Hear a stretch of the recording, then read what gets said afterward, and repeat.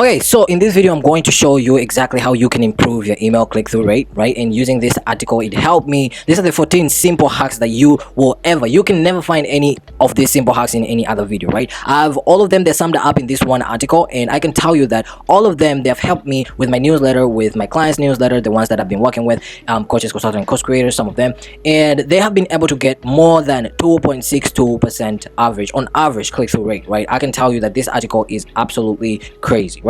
So we're going to break all of this down. It's actually crazy. You need to stick with me till the end, right? Hit the like button, subscribe, and let's get into it, right? We're going to start with the 14, going to the first one, right?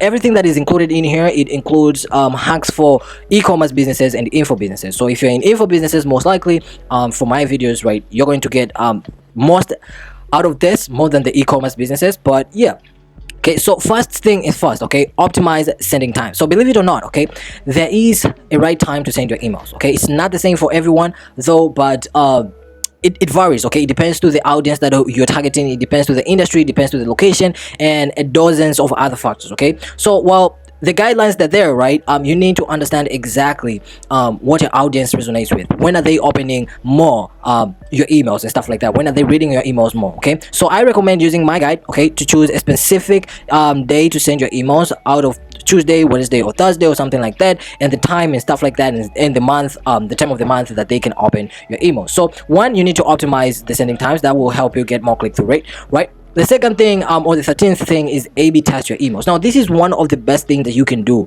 If you're not doing this, then you need to start doing this, right? You need to A/B test or split test your emails. And the things that you need to be split testing are your subject lines, the images on your emails, all the designs, the body copy on the email, the CTA button color, if you're using colors of the for example, if your email looks like this button color is exactly what you need to be testing out, right? If you make it bigger, are you getting more click-through rates? Or if you make it smaller, are you getting more click-through rates? If you make it red, if you make it black, like, you need to test out different forms so that you can understand exactly which one gets more clicks and which one does not. Okay, the CTA button text, right? So for example, here we have maybe shop now, right? This is my Gmail actually. You have shop now, right? You can remove shop now, you can say go check this out, blah blah blah. It depends on whatever you want to do, right? Maybe free ship, get this order, get this, depends to the product and stuff like that, right? So it depends. You just have to split test the text on the CTA button and the sender's name, right? Now the sender's name, it might mean maybe you are sending your emails as Colin, right? Let's say my name is Colin, right? So I have to split test that. Instead of Colin, maybe sometimes I will send maybe conversion newsletter, maybe like any other kind of name, but you can just split test the names and see exactly which one gets more opens, right? And while you are split testing all of these things, you need to split test one thing after a time. Don't split the subject line and split test again the images in one email, because you will not get the clear data that you actually want. You will not know exactly what helped you get more click-through rates in your email, okay, if you split two things at a time, right? So you need to go one by one and until you get exactly the clear data that you need, right? Now number 14 is segment based on behavior. Now there are different behaviors that your email list can come up with, okay? You don't have to send emails to everyone on your contact list, right? You have to have different segments of your list, right? So it might depend, okay, maybe where they live, the location that they live, the demographic, the age of these people that you are targeting, right? Did they recently buy something from you? Did they not buy anything from you? Did they engage with your email? Did they watch a webinar or something like that, right? And you have to have different segments of these people, right? And by segments I mean like different groups of these people. So one group will have maybe the people who purchased from you maybe in the last 30 days, and the other one maybe purchased maybe more than one item from you, or they bought your course or your offer more than once, right? So you need to have different groups of these people, and this will help you know exactly how you're going to target them instead of just throwing them a bunch of emails, all of these people at once. It will not help you convert a lot of these people, okay? So you can follow like that, automate the emails so that you can know exactly who you're going to send what email and who you're going to send what email, right? Beginner courses or beginner people who just found your email, they will need a different kind of email campaigns more than the ones who have already bought your stuff, right? The number 11 thing is use urgency and scarcity. Now this is I mean, this is the second most important, right,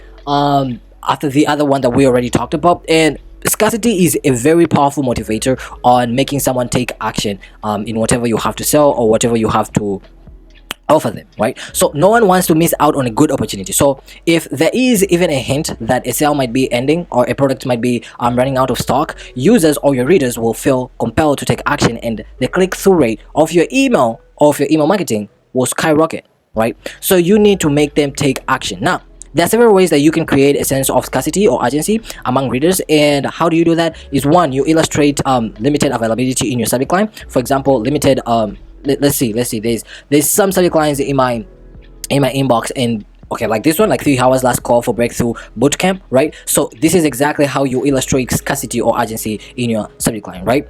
And the other thing, or the other way that you can create scarcity or urgency is you integrate a countdown timer in your emails body, right? So you include a countdown timer telling people that this product is going to be off, or this offer is not going to be up for a long time, maybe for 24 hours. The next 24 hours is going to be gone, right? Okay, the other thing is highlight a deadline, right? Maybe tomorrow is the deadline, or maybe after 3 hours we are closing the boot camp or something like that, right? The other one is send emails to consumers when stocks are low, right? Especially when you have a certain kind of product and it's running out of time, that's when you send them emails and tell them, call in, we have 2 of them left, you might want to jump on this one, most people like it. You show them the reviews, and boom, you get more click-through rates, right? The other one is offer pre-launch pricing to subscribers, right? So the pre-launch pricing is you had a launch previously and you're offering another pre-launch and telling them that, okay, I'm offering this for the second time because a lot of people like the product in the beginning, or they like the offer in the beginning, so you might want to jump on this now before the second door closes, right? So this email from PestSmart may not be the prettiest, but you can't miss the impending deadline in the headline, right? So 1 week only, use 1 time per day, blah blah blah blah, right? It's kind of great, right? So this, whatever you do, don't imitate scarcity. Do not lie to your people that some products needs just 1 week only or 2 weeks only. Okay, customers will feel like disillusioned, right? They will not like you. Okay, even if it's cheated, they will not trust you again. Okay, so if they click on your countdown timer only to find that your sale has days to go, or it's still going and going and going, and you told them 2 days, they will not like it, right? So don't lie to people. Number 10, okay, pass the squint test. Now you can just take a look at this screenshot right here, right? What exactly do you see in here? Nothing, it's blood, right? But what specific thing do you recognize from this image, right? You can see the button, you know exactly that this is a button and you can click on it. This is exactly how you need to make your emails, right? Even if someone opts in your email and they don't find your email interesting, they will see the button, right? You need to make your button really clear, right? Really visible, that they can see it. Okay, that's what passing the squint test looks like. Okay, readers should know exactly where to click, even if they're squinting. You understand? So this means that even if they quickly scan your email, there's every chance that they will click your CTA link to find out more, right? So big colorful call to actions buttons are an easy way to make your emails pass the squint test. Okay, but don't underestimate the power of images and headings to add structure and flow into your emails, right? The other thing, which is the nice thing, and I really like this one, is provide social sharing options, right? Now, even if someone does not like exactly what is in your email or whatever you have to offer, right, by adding links to your social profiles, you give your recipients or your readers more ways to discover your brand, right? They may not like what you sell, they may not like your offers, but they might want to follow you on Instagram, right? They might want to follow you on TikTok or LinkedIn or on YouTube. So including your social presence on exactly where they can find you again and more, right? It will just create that connection between you and the reader, and this will help you get more click through, right? Okay, so don't just stop there on just sharing your offer or whatever people have to buy. Okay, give them social links, right? It will help so much, right? And this is exactly what most emails in my inbox, most emails in my inbox from different creators, this is exactly what they do, right? They share their social links. Some don't, because they don't find it valuable, and this is what I'm trying to tell you guys. You should find it really valuable, because big brands such as this one, right, Surreal, they will show you exactly this one has no design, right? But like this one has design for e-commerce. They do that, right? Grants, everybody know grants, right? Why do they get more click-through rate? Why do they get more sales? This is exactly why they do it. Apart from other brands that you can see right now, they don't do it. You see, they don't do it. They don't actually value it. as how it is, because people are afraid of adding more links and ending up in spam, which later on just kills everything, right? So don't be like them. Okay, the eighth thing is optimize for smartphones. Now you need to optimize for phones, right? Don't optimize everything for computers and iPads and stuff like that. You need, every email that you send has to be mobile friendly. If it's the design, if it's anything out there, right? For example, when we go right here, let's say this is grants, right? They have this kind of design right here, which is pretty good. What we can do here, we can inspect it and see on different kind of phones, right? Up here we can we see like there's iPhone Pro Max, iPhone 14 Pro Max, there's Samsung, iPad, blah blah blah blah. So let's say iPhone 12 Pro, right? And let's refresh this so that we can see exactly how it looks like, because it still looks like in desktop, right? So boom, we're in, and let's just say I'm not interested, and then here we are, right? Could just click right there. It's like on a phone, right? Click right there, let's say promotions, and in promotions we can see grants.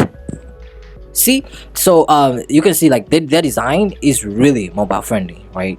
As you can see right here, it's mobile friendly. The designs are really good, designed for mobile, right? So this is exactly what you also need to do, right? Make sure that your designs are mobile friendly, right? Optimize for smartphones. Seventh thing is pack a punch with PS sections. Now, the PS section is one of the most important sections in your email, right? And if you do not add it, most people are just not gonna even care about your email, right? Most people scan and they're skeptical, and they have an attention span of a goldfish. They want to just go out there and watch a TikTok video, a YouTube video, I don't know, cat videos or something like that. But here's the thing that happens, okay? They will read the PS section. Most people just scroll down to the bottom and read the PS section. So if you include your offers in the PS section, that's one of the greatest thing. And I saw one of the emails, this one, right? They really utilize the PS section, as you can see right here. It's not written PS, but yeah, they utilize it and give people a bunch of offers at the end, right? Some people don't. Okay, so here, like for example here, the whole email is just like providing value, and then in the PS section is where he kept the offer, right? Keep me posted, PSS, PPS, this is 100% human and non-AI email, blah blah blah. See, okay, this is how marketers try to you know, get people to click on their email. So this one, another one, PS section, text away here, you see, it's really great actually. Okay, this one does not have a PS section, but you can see, right? Adding a PS section will always help you and will give you more click-through rates than any other thing. Number 6, offer just one CTA, right? So every email you write should focus on a single offer or goal. Okay, multi-purpose emails are confusing, and if something is confusing, then your readers end up not taking any action. So you can't ask recipients to read your latest blog post and buy something in your sale. When given a choice like this, there is every chance that your consumers or your readers will choose neither option. They will be confused on what to choose or what to click, and instead the easiest option out is not clicking, so no one will click. So instead, use a single call to action that gives your readers one action to take and one place to go. Both your customers or your readers and your click-through rates will thank you for it. Now for example, let's go here. I need let's see, Russell Brunson, right? His emails are one focus, right? One CTA, just right there. He has a PS section with also a call to action right there, as you can see, which is really great, right? So as you can see, pop, this is the whole email, one call to action, really great. And if you don't believe me, this is Russell, right? Russell Brunson, Secrets of Success, right? Crazy. The other one, which is the fifth one, use HTML to create buttons, right? So an example is just like this one. We already talked about buttons before. Use button CTAs just to be visible. You know, people need to see exactly how visible this is. This is Neil Patel. Now, this article is from Neil Patel, if you don't know, right? Add high quality images with alt tags. That's clear. The second one is use focused layouts, right? So how you present information determines how readers react. Plan your email layouts well, and you can encourage your readers to click to your call to actions. Like for example, this one is an F1, F pattern, right? So pop, and then here is the CTA, which is really great, right? And the first one and the last one is make your emails look consistent with the brand or website, right? So my first tip on how to improve your click-through rate is being consistent. okay. Use the same brand colors as the ones you use in your website, okay. Include your logo, use the same font, use the same brand colors, use the same tone and phrasing, because this helps. This is especially for e-commerce. It helps most people identify you and know exactly who you are, right? So if your website is like this and it has the brown or orange color with the green one, you can also use it in your emails, right? It helps create that familiarity with your audience, right? So those who are all use this 14 hacks, and you'll have no option but to raise your click-through rate above 2.62% on average. Above that, 65%, I can promise you, you can get that using all these hacks. So that's all. I hope you find value from this. Let me know in the comment section if you have any questions. Hit the like button, subscribe, and I will see you on the next one. Peace out.